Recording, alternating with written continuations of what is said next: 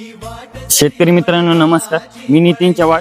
शेतकरी मित्रांनो, आपण हळदीची थोडी माहिती जाणून घेणार आहे. शेतकरी मित्रांनो, हळदीची जमिनीची निवड करताना ह्या 3 गोष्टीचं लक्ष ठेवा. एक जमिनीचा प्रकार 3 असतात. एक हलकी जमीन, एक मिडियम जमीन आणि एक हाय लेवलची जमीन म्हणजे काळीची जमीन भारीमध्ये. तर शेतकरी मित्रांनो, आपण फक्त 2च जमिनीमध्ये हळद चांगल्या प्रकारे लागवड करू शकतो आणि उत्पन्न चांगल्या प्रकारे चांगले घेऊ शकतो. तर हलकी जमीन आणि मिडियम जमीन ह्या 2 जमिनीमध्ये चांगल्या प्रकारे हळद येते.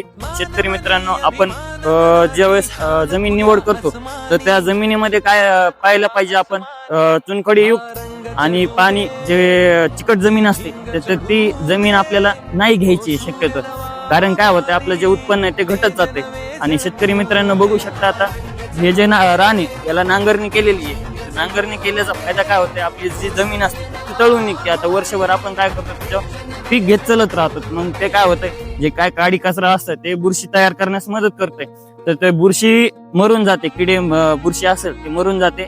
आणि असं झाल्याच्या नंतर आपण रोटर करू शकतो. रोटर केल्यामुळे काय होतंय, जे आपल्याला हळदीला लागणारे पुढचे स्टेप येतं, जसं की बेड पाडणे, बेडची हाईट म्हणजे किती घ्यायला पाहिजे, 1.25 इंच किंवा 1.5 इंच. त्यानंतर बेडचं अंतर किती ठेवायला पाहिजे, 4 ते 4.5 फूट असं प्रकारे ठेवू शकतो आणि चांगले उत्पन्न घेऊ शकतो. जर अधिक माहितीसाठी मी तुम्हाला स्क्रीनवर माझा नंबर देतो. आणि जसं की आता पुढच्या स्टेपला हळदीला काय डोस द्यायला पाहिजे, काय ट्रीटमेंट करायला पाहिजे, तर अशा प्रकारे आपण अजून जास्त माहिती देणार आहे, पण ते वेगळ्या व्हिडिओ